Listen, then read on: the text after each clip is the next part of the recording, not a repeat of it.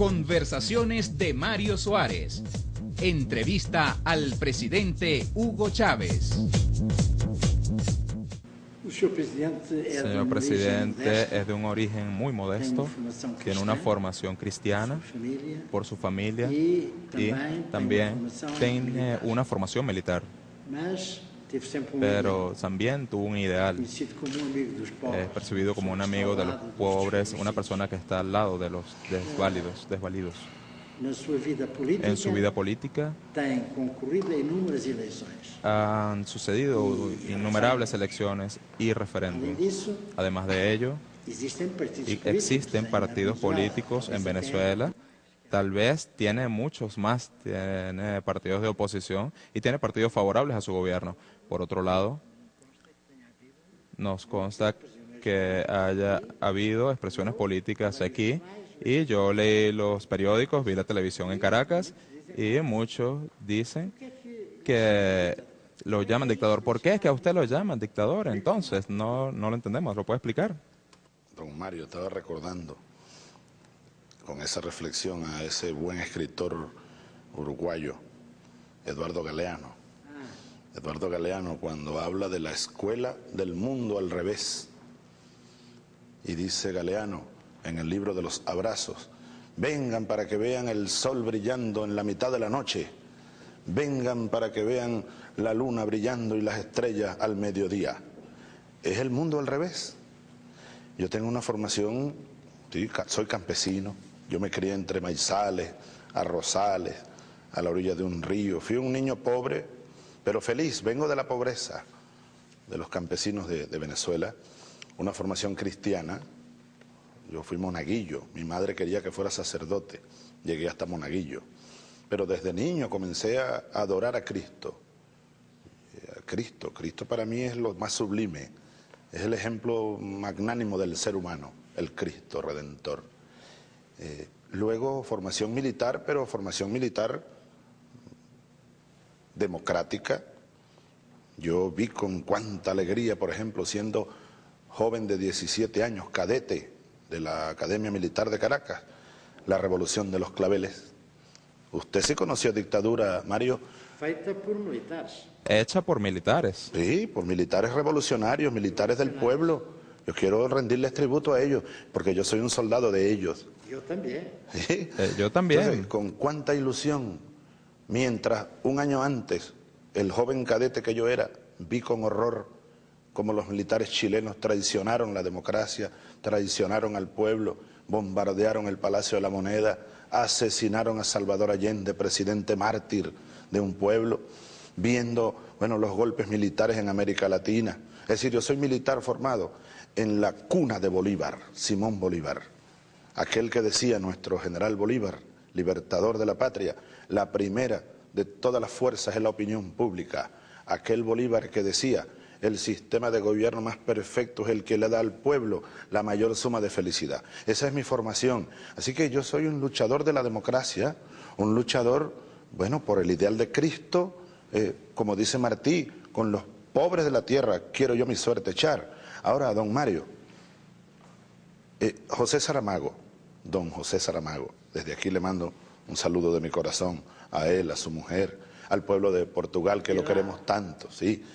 Saramago, hace poco leí una entrevista de don José que utiliza una palabra, una expresión maravillosa. Él habla de la dictadura que nos han impuesto, la dictadura del mercado, la dictadura del imperialismo, la dictadura de los medios de comunicación, de los grandes medios de comunicación, de las grandes corporaciones, la dictadura de las transnacionales, la dictadura del pensamiento único. Y él utiliza una expresión que a mí se me grabó.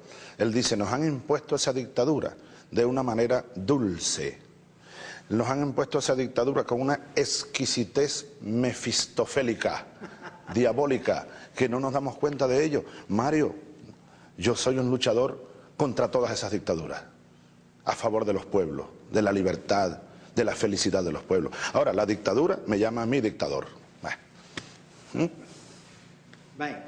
Bien, presidente. No siempre son no solo dictador lo llaman, la opinión pública europea es una opinión pública que por ventura está influenciada, pero tiene de usted una idea muy falsa, muy errada. Y justamente hay un poco de confusión en ese sentido en relación a su ideal bolivariano. Y ellos dicen muchas veces que se habla del socialismo bolivariano para poder definir ese socialismo. ¿Cuál es la diferencia entre el socialismo bolivariano y el socialismo marxista o el socialismo relacionado con la socialdemocracia europea, o si es democrática también en Europa? Yo soy socialista demócrata, Zapatero es un socialista demócrata, Sócrates también, pero en Alemania, por ejemplo, nuestros camaradas son socialdemócratas. Casi la misma cosa, pero ¿cuál es la diferencia de su república bolivariana? Bueno, como la vida, como el arco iris, como la naturaleza tiene distintas variantes, distintos tonos, distintos colores y coloridos. José Carlos Mariátegui, usted seguramente lo ha leído, el gran socialista peruano, nuestro americano, hace un siglo acuñó aquella frase que nosotros hemos retomado aquí. Nuestro socialismo, dice Mariátegui, no puede ser ni calco ni copia, debe ser creación heroica. 100 años antes de Mariátegui, es decir, hace 200 años, un caraqueño, Simón Rodríguez, conocedor de la Europa de entonces, maestro de Bolívar, un gran socialista, lo dijo de otra manera: los americanos meridionales no debemos seguir copiando modelos.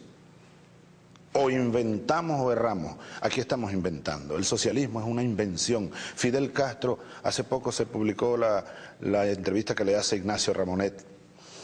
Ignacio le pregunta a Fidel. Yo conozco esa entrevista.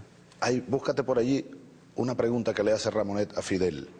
Y le dice, Fidel, ¿cuáles errores cometió usted comenzando la Revolución Cubana? Fidel dice, errores, uno de ellos, haber creído que alguien sabía cómo se hace el socialismo. Hay que inventarlo. Es una invención de todos los días.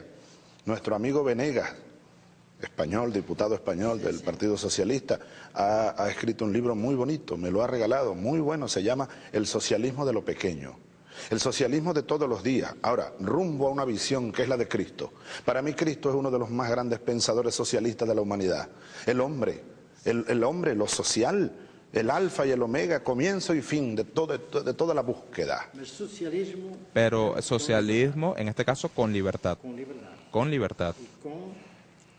Y con usted es a favor de la libertad, como es evidente. No puedo concebir el socialismo sin libertad. El capitalismo es el que no cierra, más bien, el capitalismo cierra progresivamente los caminos de la libertad del hombre, del espíritu, del pensamiento. Pero la libertad también implica libertad para los grupos privados y no para transformar, en este caso, los estados en todos funcionarios de estados. Así que tiene que existir grupos libres dentro del estado para que ellos...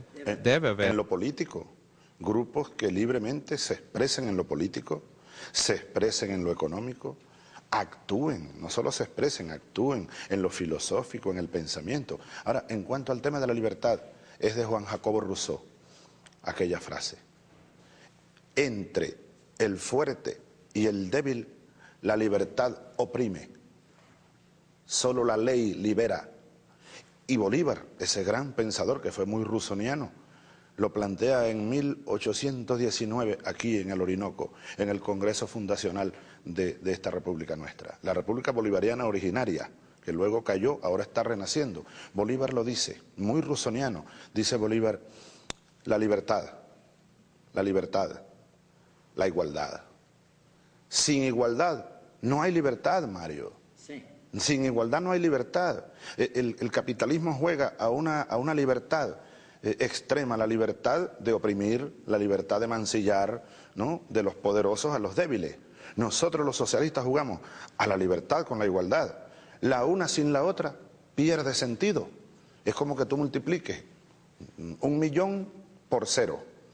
1.000.000 de libertades por 0 igualdad da 0. Se anula cualquier libertad. A la inversa también.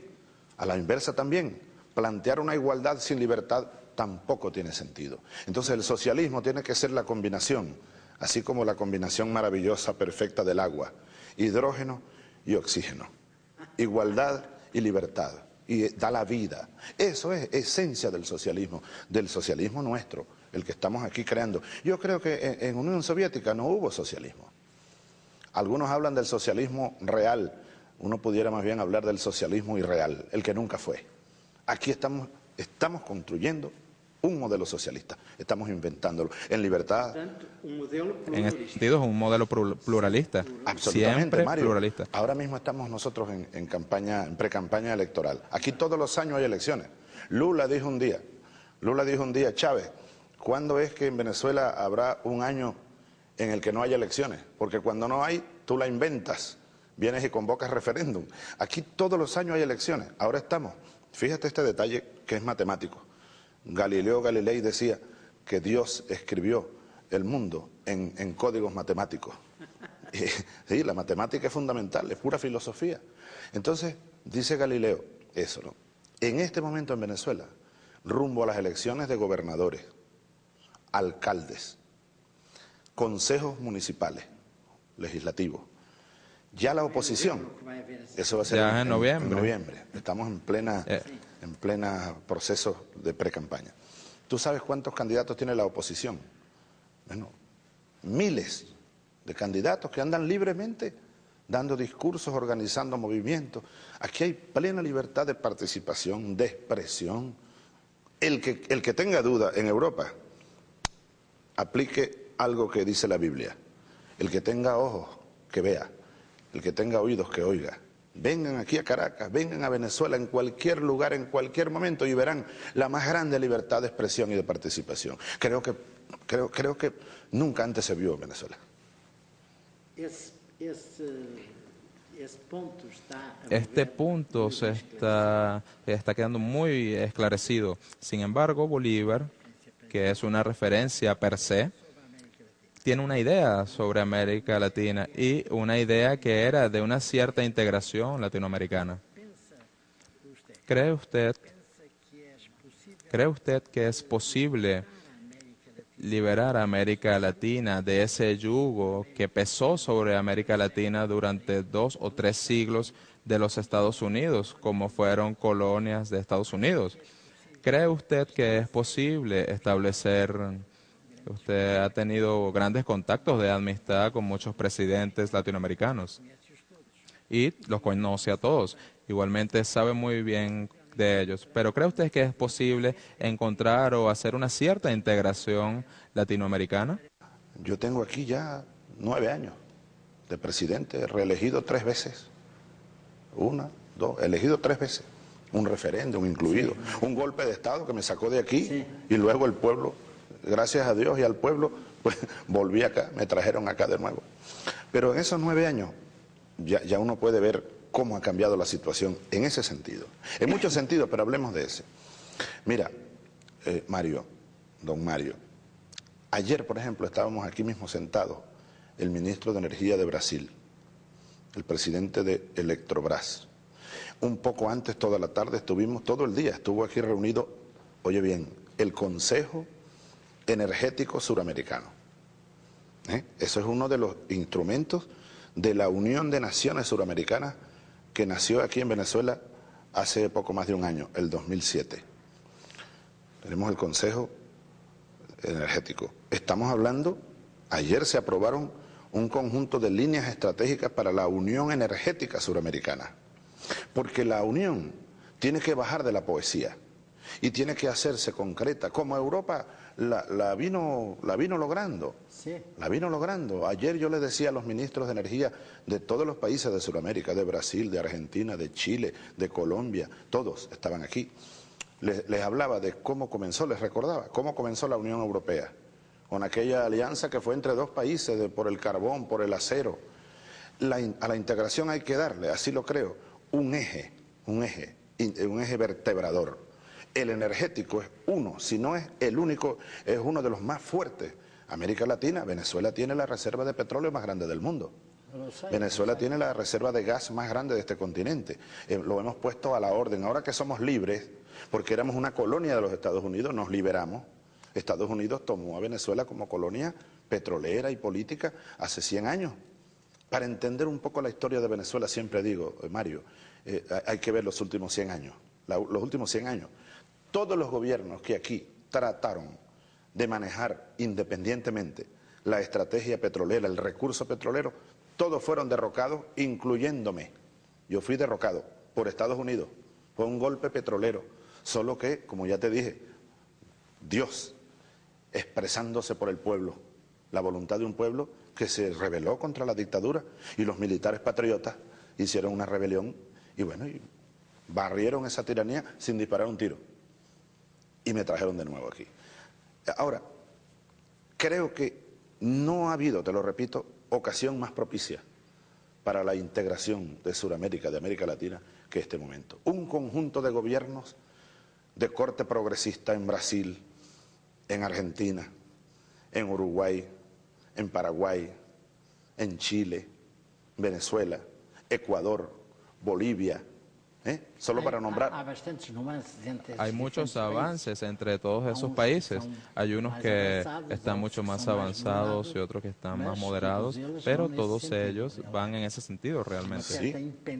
Tienen cierta independencia en relación a los Estados Unidos. Claro, y cada día mayores grados de independencia. El ALCA era una propuesta colonizadora de las más avanzadas de la historia. El ALCA la enterramos en Mar del Plata, en una cumbre del ALCA de las Américas. Y luego, bueno, Mercosur sigue avanzando, la UNASUR sigue avanzando, un conjunto de propuestas, te las resumo. ¿Venezuela va a entrar en el Mercosur? Estoy seguro que sí, estoy seguro que sí. Algunos movimientos de la derecha han estado retardándolo en algunos países, pero ya hay una voluntad política. Y yo le decía a Lula en la última reunión que hicimos, tú sabes que Lula y yo somos hermanos, y hemos acordado que cada 3 meses nos reunamos. Es muy bueno. Cada 3 meses, eso es algo así como sagrado. Cada 3 meses, la próxima reunión es aquí en Venezuela. Yo estuve hace 1 mes y medio en Pernambuco y visité Bahía, y visité Maranhão, todo el norte de Brasil. Ahora, entonces, el impulso de esa integración, el impulso de ese esfuerzo, Lula lo señala con mucha claridad estratégica. Ayer estábamos recordando cuántos convenios tenemos Brasil, Venezuela, Argentina, Venezuela. Nunca antes, voy a partir de nuevo de allí, hubo tantas posibilidades para esa integración. Te iba a comentar que además de la UNASUR, poco para que Europa tenga una visión de por dónde avanza la integración de América Latina, de América del Sur. UNASUR, somos 12 países de Sudamérica, incluyendo Guyana y Surinam, que muchas veces los dejamos de espalda como si no fueran parte de Sudamérica. Ahí están, Guyana y Surinam.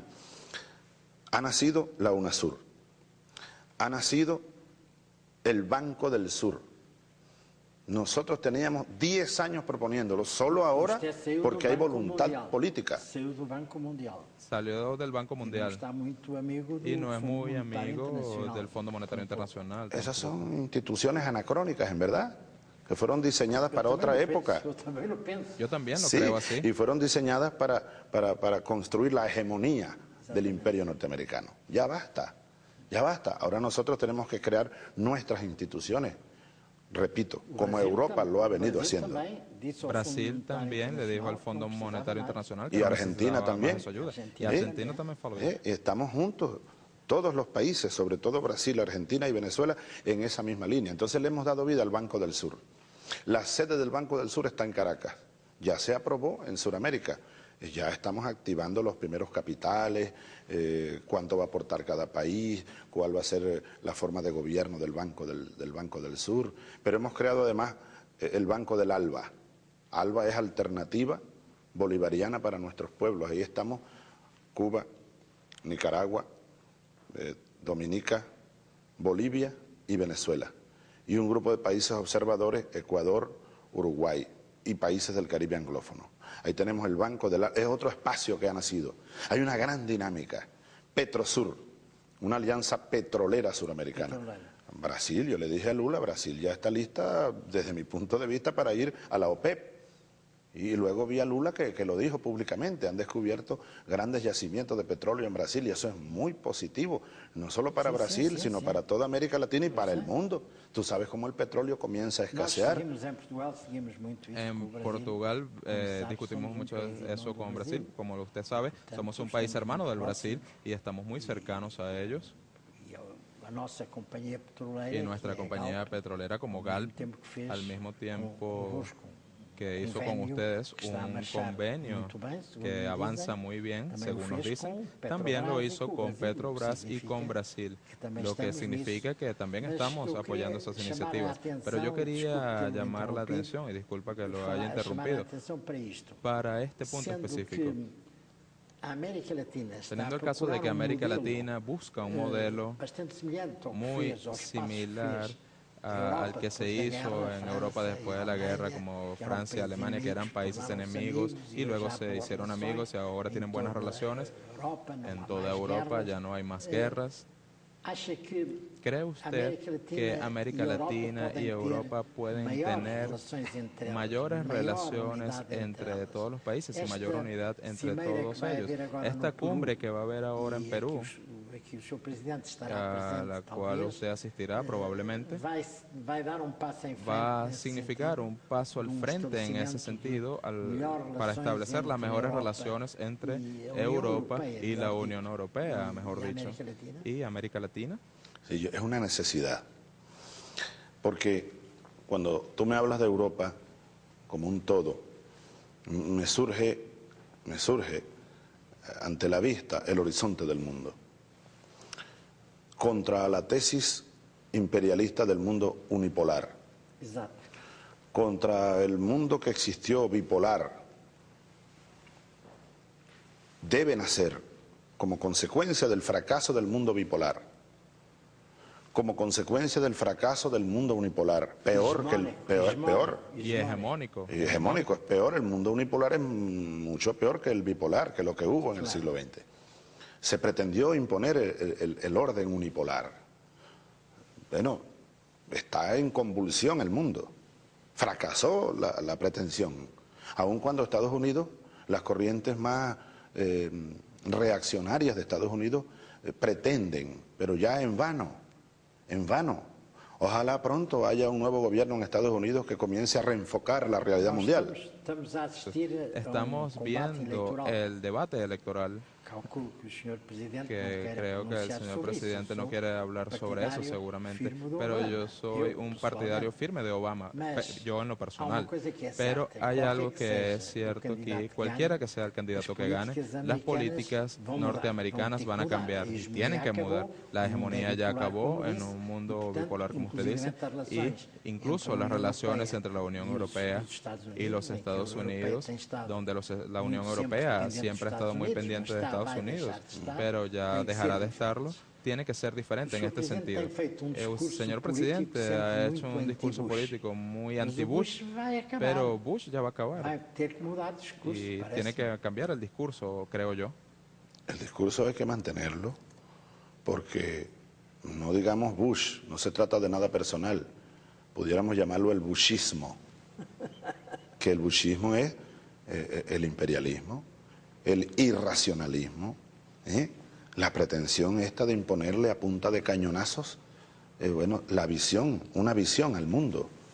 Acaban de activar la cuarta flota de los Estados Unidos, y anda sí, ya aquí para muy cerca el de Pacífico suramericano, el Caribe, el Atlántico Sur, una flota que había sido desactivada después de la Segunda Guerra Mundial. Ese es un mensaje guerrerista, bushista. Entonces no, el discurso no podemos bajarlo, no podemos bajarlo. Ahora, quiero volver a Europa, permíteme, a tu pregunta.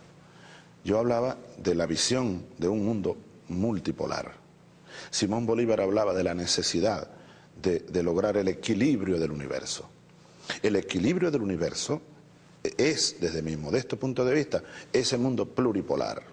Una Rusia que ha resucitado bajo el firme liderazgo de Putin, ahora Medvedev, le hace falta al mundo. Una Rusia que se levantó. Un Asia, una China y un Asia que se levanta y se fortalece, es otro polo de poder una Europa unida y fortalecida, una Suramérica unida y fortalecida, un África. Ustedes los portugueses conocen mucho al África y sé que tú conoces mucho al África. ¿Sí? El África tiene muchas condiciones para conformar otro polo de poder. Bueno, de hecho es un polo geopolítico, sin duda. En este mundo, al menos 5 polos ya se vislumbran en el horizonte. América del Sur es uno de ellos. No América como un todo. América tiene 2 continentes, la del norte y la del sur. Y la América Latina, cuando digo América del Sur me refiero a América Latina, más allá de la geografía, es algo ideológico, histórico, cultural.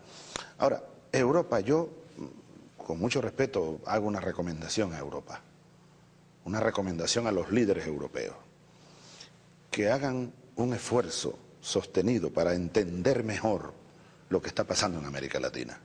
No nos entienden en América del Norte, la mayoría no nos entiende. Ojalá los cambios que vienen permitan a los liderazgos norteamericanos en lo político, económico, entender bien lo que está pasando aquí.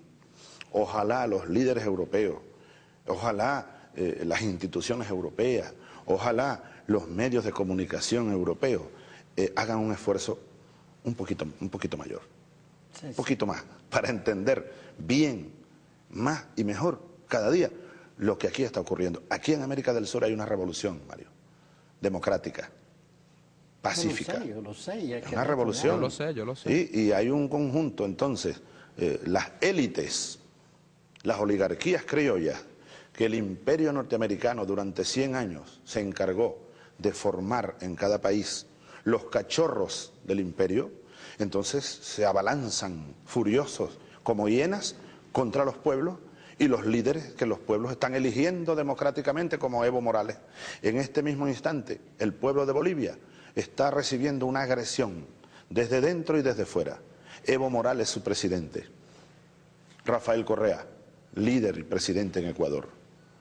Cristina Fernández. Allá hay una ofensiva de la oligarquía del campo en Argentina contra el gobierno legítimo, democrático de Cristina Fernández, que es una espada de democracia y de pasión suramericana, la presidenta Cristina. En fin, Europa debe mirar eso, ¿sí?, analizarlo y entenderlo. Yo lo he dicho de esta manera y lo sigo diciendo. América Latina necesita a una Europa consciente, a una Europa humanista, a una Europa que venga a abrazarse con nosotros, no con las calaveras, ni con las imposiciones, ni una Europa que esté a la saga del imperio de los Estados Unidos. Una Europa, la Europa, lo más puro de Europa, lo más grande del alma europea, lo necesitamos nosotros. Europa es, sí, uno tiene varias madres. Europa es una madre. Claro, la primera madre es nuestra América. África también es una madre. Y que lo mejor de la Europa se una con lo mejor del pensamiento, de la esperanza, de la utopía de Tomás Moro, de un mundo de iguales y de justos. Esa Europa nosotros la necesitamos, la amamos, la queremos.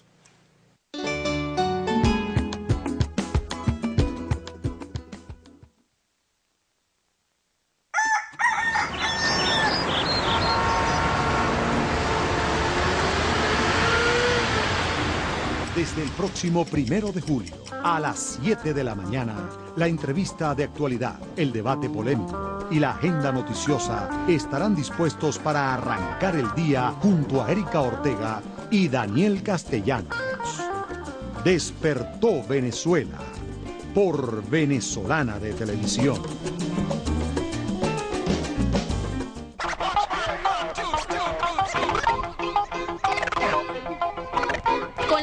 Cultura, niños, niñas, adolescentes y jóvenes están encontrando el camino de la creación.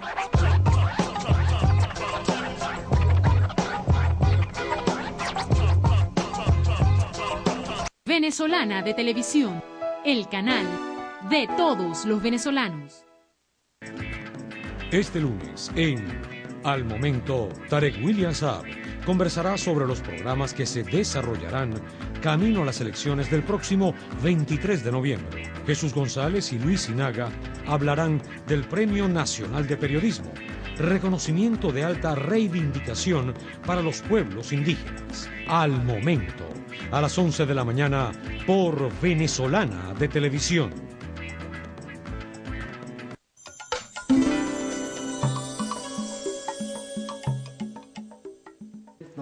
Desafortunadamente, tengo que ser realista en ese punto y a pesar de ser un europeísta convencido, tengo que decir que en este momento Europa continúa paralizada debido a muchos factores y los grandes líderes europeos de este momento, de una manera general, no son personas muy abiertas con una visión de futuro como aquellas que están anunciando, pero nosotros queremos y tengo la esperanza, estoy convencido de que la península ibérica tiene raíces comunes entre América Latina y la península ibérica, ya debido a los españoles y los portugueses y toda la cultura que nosotros trajimos a esta tierra, y son culturas comunes con las nuestras y tienen probablemente un papel que desempeñar en Europa, justamente en ese sentido, llamando la atención particularmente en aspectos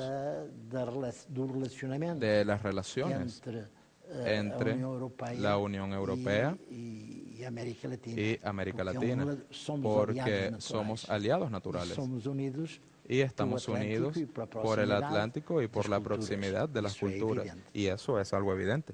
Yo creo, Mario, que una de las razones por las cuales se nos ataca tanto en Europa a quienes aquí estamos impulsando junto a nuestros pueblos cambios profundos, llámenlos revoluciones o no los llamen revoluciones, cambios democráticos profundos, cambios económicos profundos.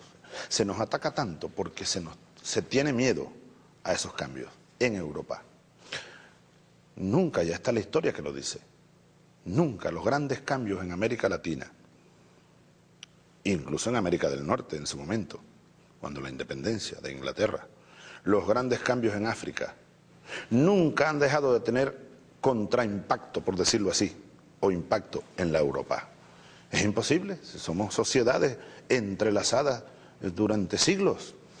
Entonces yo creo que las fuerzas reaccionarias en Europa, la derecha europea, la aristocracia europea, le tiene miedo a los cambios que hay en América Latina.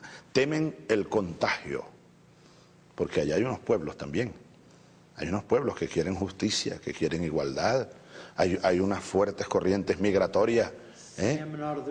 No cabe duda de ello. Claro que hay y tenemos que esperar que eso suceda.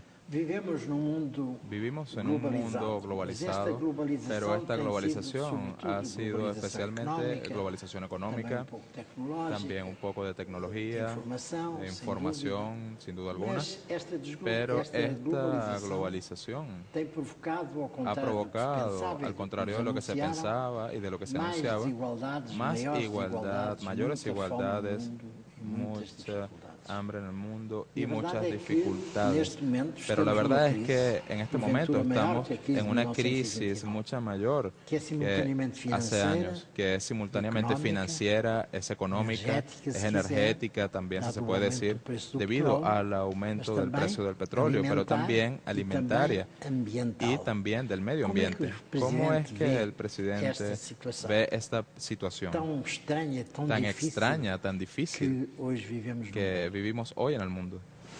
Mario, bueno, tú eres un observador y un actor del siglo XX y del XXI. 80 años tienes tú. 83, presidente. 83, y parece que tuviera 40. Su vitalidad, la juventud, las ganas de hacer cosas por este mundo. Eso no tiene edad. Mira, Mario, yo creo que lo que está en crisis es el modelo civilizatorio.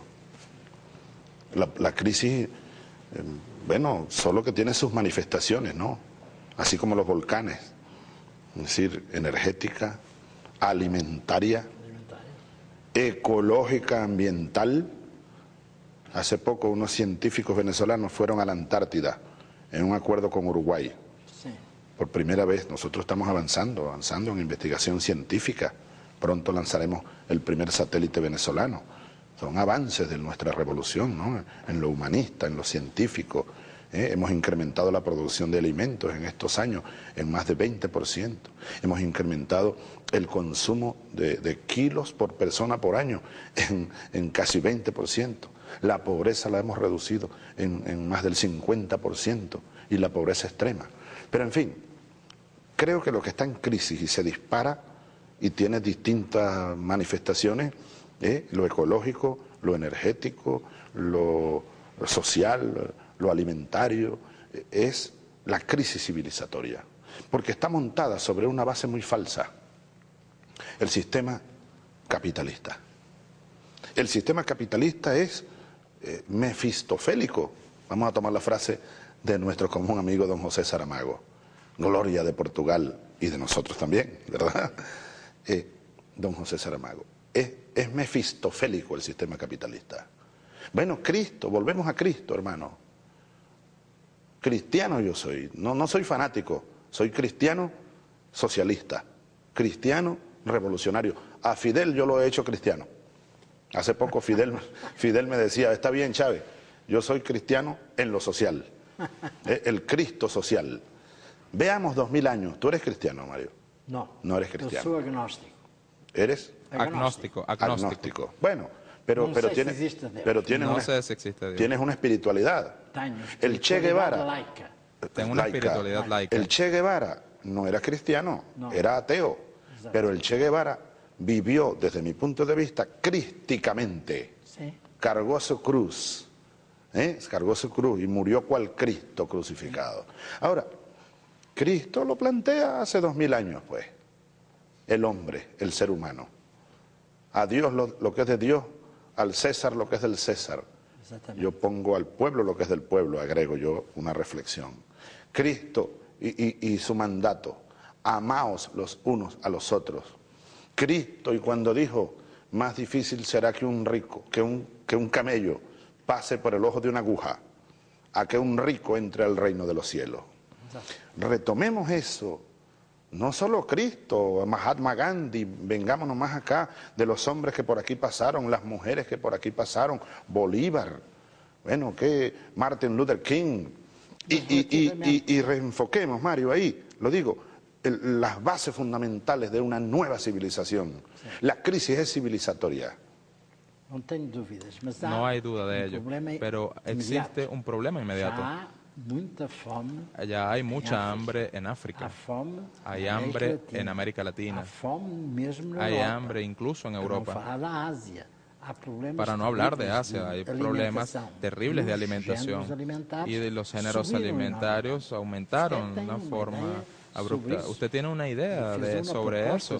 Y haga una propuesta sobre esa crisis alimentaria. Nosotros tenemos ya una década no solo haciendo propuestas, primero haciendo las propuestas en Naciones Unidas, en cumbres, la de Johannesburgo, cumbres de financiamiento, cumbres para el desarrollo, de cumbres en cumbres, haciendo propuestas a los pueblos, propuestas a gobiernos de manera bilateral en América Latina, pero no solo haciendo propuestas, sino luchando y buscando fórmulas para que esas propuestas avancen, como el que siembra una semilla de maíz y tiene que cuidar la semilla y luego vendrán los frutos. Por ejemplo, fíjate, nosotros, Venezuela, desde Venezuela, modestamente lo digo, pero son iniciativas que apuntan a la solución o a la regulación o a poner algún freno a esas crisis. Nosotros actualmente estamos destinando 300.000 barriles diarios de petróleo como ayuda a los pueblos de América Latina y del Caribe. Haití, por ejemplo. ¿Qué le vamos a vender nosotros a Haití? Un barril de petróleo a $120, Mario. Cuba, Jamaica, 14 países del Caribe, todos muy pobres, están incorporados a Petrocaribe. Es una propuesta venezolana. Reciben petróleo, derivados de petróleo, pagan una parte de la factura y la otra se convierte en mecanismo de intercambio. Por ejemplo, Uruguay recibe petróleo venezolano y nos cancela con vacas preñadas.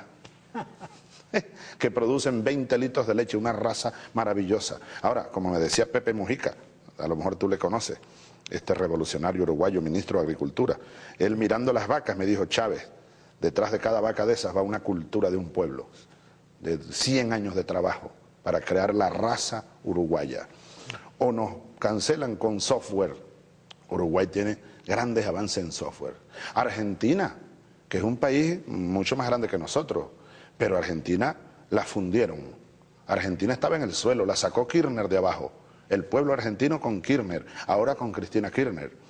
Nosotros tenemos ya 5 años enviándole a Argentina. Ayer firmamos con el ministro de Planificación argentino, ahí en mi presencia, y mi ministro de Petróleo, el convenio para enviar el diésel para el invierno, para la cosecha de invierno.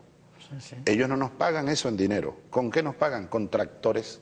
Anda tú a los campos venezolanos para que vean a nuestros campesinos felices con unos tractores gigantescos que tienen hasta aire acondicionado, fabricados en Argentina, con tecnología, capacitación, laboratorios genéticos.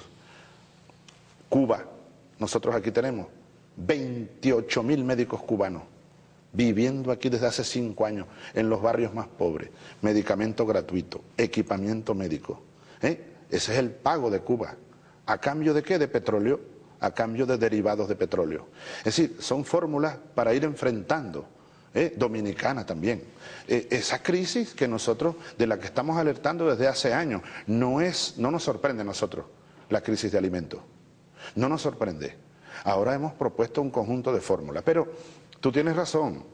No podemos solo decir que la crisis es civilizatoria, que hace falta un nuevo mundo.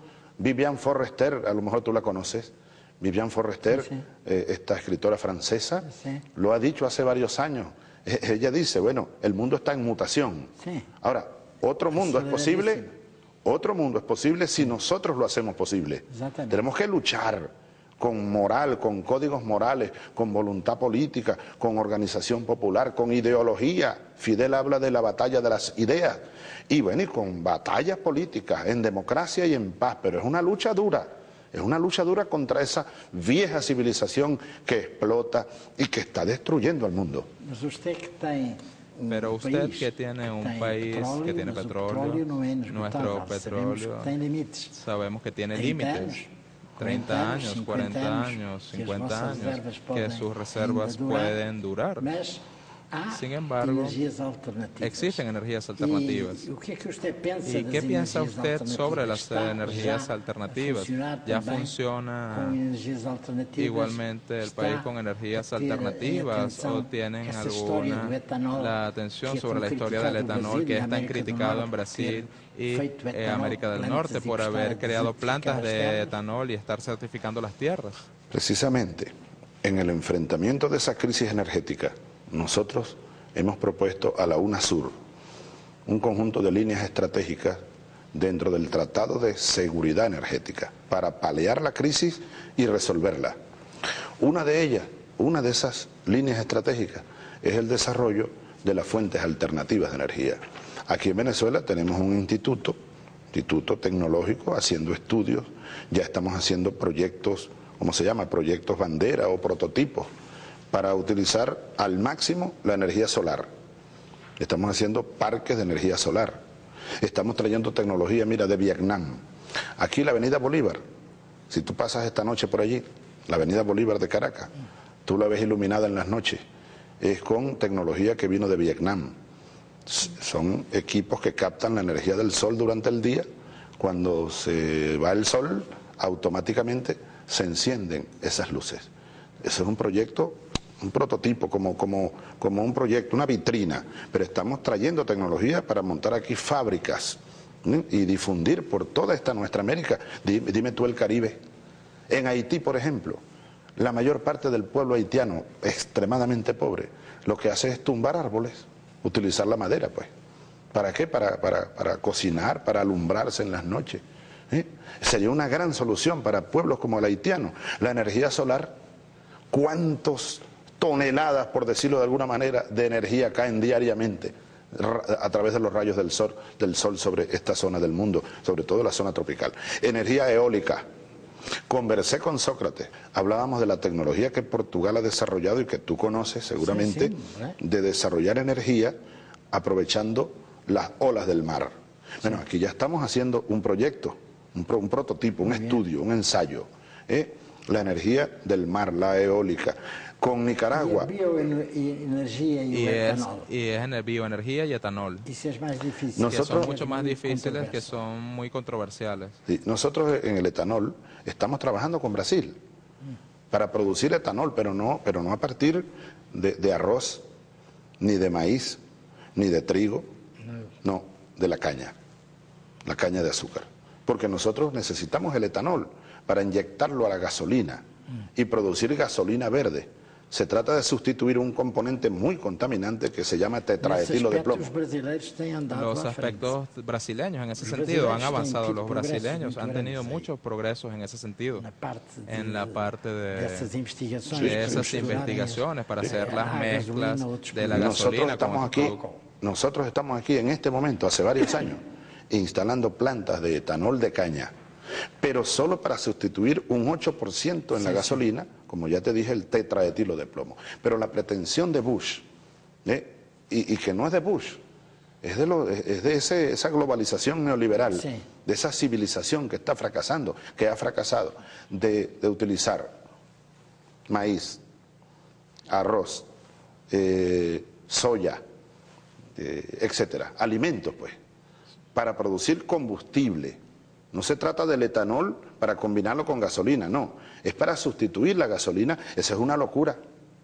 Es una verdadera locura y es uno de los factores, Mario, que ha acelerado la crisis alimentaria. Me contaba Daniel Ortega, tú lo conoces, el comandante presidente Ortega, que en Centroamérica el precio del maíz se ha incrementado bárbaramente en Centroamérica. ¿Por qué? Porque muchos productores han recibido créditos de transnacionales, pero unos créditos condicionados a que la cosecha, en vez de dejarla para el consumo del pueblo, se la llevan a Estados Unidos para producir etanol de maíz. Ese es un crimen. Hasta el Fondo Monetario Internacional está emitiendo alertas acerca de la crisis alimentaria. El Banco Mundial ha dicho su presidente hace poco que eso puede generar rebeliones en el mundo, la crisis del hambre. Es verdad. Entonces, nosotros aquí estamos trabajando arduamente en Venezuela y en América Latina, bueno, aquí en Venezuela esa crisis no va a cabalgar. El Estado revolucionario, el pueblo, los productores, hemos estado tomando medidas desde hace varios años, bueno, para incrementar la producción de alimentos, para bajar los costos de los alimentos. Hemos creado, Mario, por ejemplo, desde hace 5 años, estamos ahora en aniversario, Mercal, mercados de alimentos, para los pobres y las clases medias sobre todo. Tú sabes hasta dónde llega hoy Mercal. Está abasteciendo diariamente 13 millones de personas. Y en Mercal tú vas a comprar alimentos de calidad, de primera calidad, y te ahorras en promedio 150%, es el ahorro. Si tú comparas el precio de los alimentos en Mercal con el mercado capitalista, el llamado libre mercado.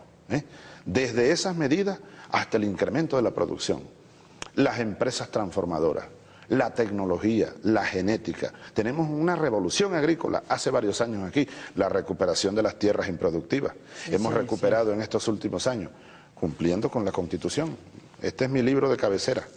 Esta es la Constitución que el pueblo aprobó aquí en referéndum, legítima, la más legítima de nuestra historia. Bueno, cumpliendo la Constitución, hemos estado rescatando los latifundios, grandes extensiones improductivas, y la hemos puesto a producir. El tiempo no nos queda mucho. No, nos queda muchísimo. Ya nos queda mucho, pero todavía tenemos que hacer dos preguntas adicionales que me gustaría que si me las puede responder con brevedad. La primera de ellas es que va a haber elecciones próximas. ¿Y usted qué espera de esas elecciones? ¿Qué es lo que usted espera de esas elecciones? Esperamos, y ya trabajamos para ello, la mayor participación del pueblo, de las distintas corrientes, de la izquierda, de la derecha, de los distintos partidos nacionales, algunos muy viejos, tienen 50, 60 años, otros más nuevos como el nuestro, que están haciendo, no tiene sino unos meses el Partido Socialista Unido. Distintas, son elecciones para gobernadores, 24 gobernaciones, alcaldías mayores, alcaldías más de 300 y los consejos legislativos de cada estado regional. la mayor participación, estoy seguro que el pueblo nuestro va a dar otra lección democrática, como te decía que Lula dice, que aquí todos los años hay elecciones y cuando no hay yo las invento, ¿no? Espero fortalecimiento de la democracia participativa, la democracia pluralista. Espero que algunos sectores de la derecha reaccionaria que se fueron por la vía de golpismo, en otras épocas del golpismo, del fascismo, de la desestabilización del país, espero que asuman que en el marco de la Constitución bolivariana todo es posible, que sigan lanzando sus candidatos, que expliquen sus programas y sus proyectos. Última pregunta, si me permite. Sí. Última pregunta, si me lo permite. Usted ha sido una persona que, debido a su propia humanidad, incluso al respecto de otras personas, y ha demostrado todo eso a lo largo de su carrera política. Usted se empeñó mucho en rescatar y salvar a Ingrid Betancourt, que es una figura simbólica, ya que ella es una mujer que está en cautiverio desde hace muchos años, está muy enferma y era necesario salvarla. Así que usted hizo muchas diligencias en ese sentido y se empeñó en esa empresa, pero ahora no fue posible poder liberarla, a pesar de que se liberaron otros rehenes. ¿Usted cree que todavía hay esperanzas? Sí, como se dice, como decimos, nunca se pierde la esperanza, y menos ahora. Nunca la FARC habían liberado a nadie, de manera como lo han hecho en estos primeros meses del año. Hemos logrado la liberación de un grupo de personas, algunos tenían hasta 10 años en manos de la FARC. Y esto tiene un marco, Mario. Yo estoy aquí por humano, aquí donde estoy. Mi camino ha sido asignado por lo humano. Yo soy un soldado, tú sabes, te lo decía hace un rato. Pero vi tanta miseria, vi cómo masacraron a este pueblo cuando hubo la rebelión contra el hambre y las políticas del Fondo Monetario, que al final terminé rebelde y preso. Y luego salí de la cárcel, me tuve que ir del ejército, por supuesto, me expulsaron junto a un grupo de compañeros, jóvenes todos, la juventud militar. Nosotros hicimos aquí como los militares aquellos de Portugal, ¿sí? Del 74, solo que, ¿cuántos? 20 años después. Una revolución de claveles, una revolución humana. Los fusiles, en vez de seguir masacrando a un pueblo, no, ya basta. Ahora fuimos a prisión, salimos a recorrer las calles, a formar un partido político, a levantar la bandera del socialismo, del antiimperialismo, las banderas de Bolívar, a rebrotarlas con el pueblo. Y aquí llegamos, por humano. Me dieron un golpe de Estado por humano, porque como dice Martí, con los pobres de la tierra yo he echado mi suerte y no me importa mi vida ya. Entonces Ingrid Betancourt, y no solo Ingrid, sino todas esas personas que están secuestradas en manos de la FARC hace muchos años, nosotros, si yo puedo, desde el momento en que me di cuenta en que yo podía hacer algo, es desde el momento en que comencé a recibir cartas de familiares, incluso de algunos estadounidenses que están en manos de la FARC, cuando el gobierno de Colombia me abrió una puerta para hacer algo, y comencé a trabajar con pasión. Luego ocurrieron cosas, pero hemos liberado ya a varias personas, incluyendo un niño que estaba desaparecido, hijo de una compatriota colombiana. Hace poco vino por acá el canciller francés. La cosa se ha puesto muy difícil por las presiones de las corrientes guerreristas en Colombia, de la extrema derecha colombiana y la influencia de los Estados Unidos en Colombia, que es muy fuerte. Pero sin embargo las esperanzas no se pierden. Yo ayer hablé un rato con el ministro de Energía de Colombia, le mandé un mensaje al presidente Uribe. Yo estoy a la orden, dispuesto a hacer cuanto sea posible para lograr la liberación de Ingrid y de todas esas personas que están en manos de la FARC. Yo soy muy crítico de la FARC, porque, bueno, Fidel, por ejemplo, fue un guerrillero y estuvo en la guerra, pero nunca tuvo la guerrilla cubana secuestrado, y menos mujeres, niños, hombres enfermos, mujeres enfermas. Yo le digo a la FARC, otra vez desde aquí, liberen a esa gente, hagan su guerra si quieren hacer la guerra. Yo les propondría que hagan la paz, que busquemos con acuerdos con países del mundo, un grupo de países de garantes, que se haga la paz en Colombia. Paz de Colombia será paz también para Venezuela y te digo, mayores posibilidades para eso, la Unión Suramericana y la causa humana de la justicia, de la igualdad, la libertad.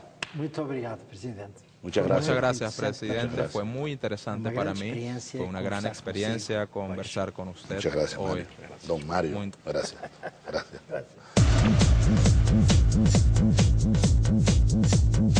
Conversaciones de Mario Suárez. Entrevista al presidente Hugo Chávez.